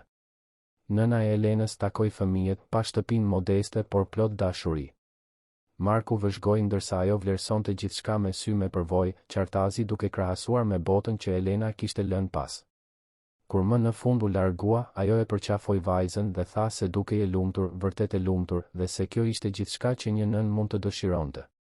Ajo vizitë shënoi një pajtim të kujdesshëm. Elena nuk do të kthehej në jetën e saj të mëparshme, por ndoshta mund të mbante një farë lidhjeje me familjen e saj, sipas kushteve të saj. Ishte një tjetër pjesë e shërimit, një tjetër nyje që po zgjidhej. Vitet që pasuan ishin plot me ulje ngritje normale të çdo familjeje. Olta u pranua në universitet me një bursë të pjesshme dhe Marku dhe Elena punuan së bashku për të mbuluar pjesën tjetër. Luka u rrit, u bë më i gjatë se babai, filloi të fliste për aspiratat e tij të ardhshme.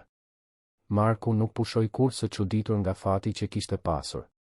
Ai që kishte menduar se jeta e tij ishte e përcaktuar, se vuajtja dhe puna e vështirë ishin gjithçka që mund të priste, kishte gjetur gëzim, partneritet, dashuri.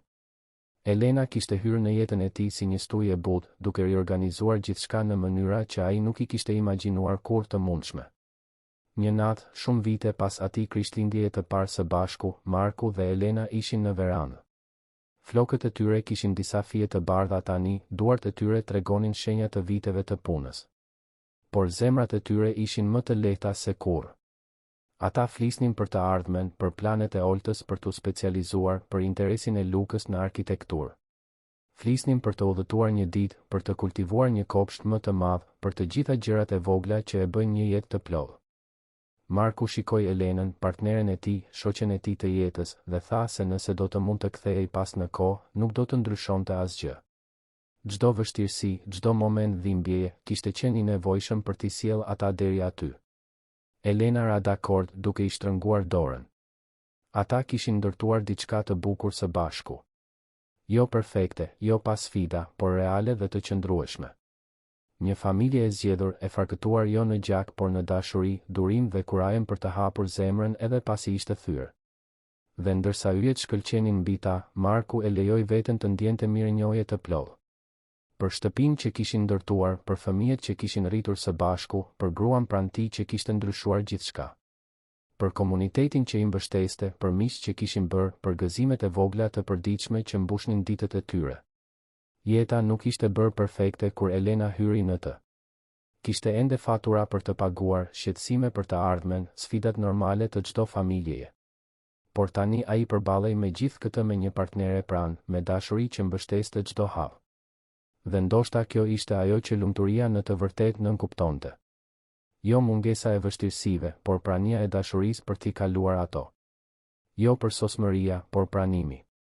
Jo vetmia, por lidhja e vërtetë. Marku buzëqeshi, e tërhoqi Elenën më pranë në mbatanien e përbashkët dhe e lejoi veten më në fund të besonte në atë që i kishte marrë aq shumë kohë për ta pranuar. Se e meritonte këtë, se ishte mjaftueshëm i mirë, se mund të kishte dashuri dhe gëzim së bashku me punë dhe përgjegjësi. Udhëtimi kishte qenë i gjatë dhe i vështirë. Kishte pasur momente kur ai mendonte se nuk do të mund të vazhdonte, se pesha ishte shumë e madhe për t'u mbajtur. Por ai kishte vazhduar, një hap pas hapi, dhe kishte gjetur ndihmë kur kishte më shumë nevojë. Dhe tani, ulur në verandën e tij me gruan që donte, duke ditur se fëmijët e tij flinin të sigurt në dhomat e tyre, duke pasur një komunitet që i interesonte dhe një të ardhme që dukej e ndritshme, Marku më në fund kuptoi atë që nëna e tij ishte përpjekur t'i mësonte vite më parë.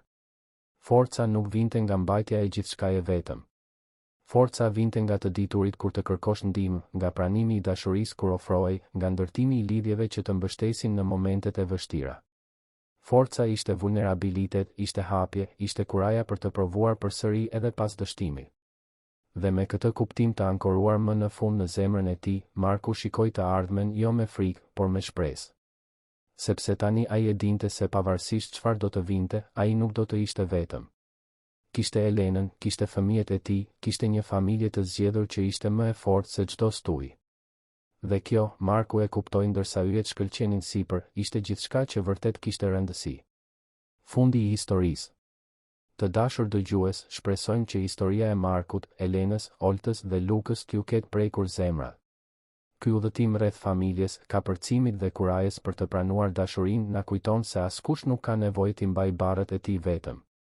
Nëse kjo histori ka rezonuar me ju, mos harroni të abonoheni në kanal dhe të aktivizoni njoftimet për të mos humbur historitë tona të ardhshme emocionuese. Lëreni pëlqimin tuaj nëse besoni në fuqinë e shanseve të dyta dhe dashurisë së vërtetë dhe na tregoni në komente cila pjesë e historisë ju preku më shumë. Ndajeni me dikë që ka nevojë të kujtohet se nuk është kur vonë për të filluar nga e para dhe se pranimi i ndihmës nuk është dobësi, por mençuri. Çdo ditë sjellim histori të reja që festojnë qëndrueshmërinë e shpirtit njerëzor. Deri në historinë tjetër dhe mbani mend, nganjëherë familjet më të mira janë ato që ne zgjedhim të ndërtojmë.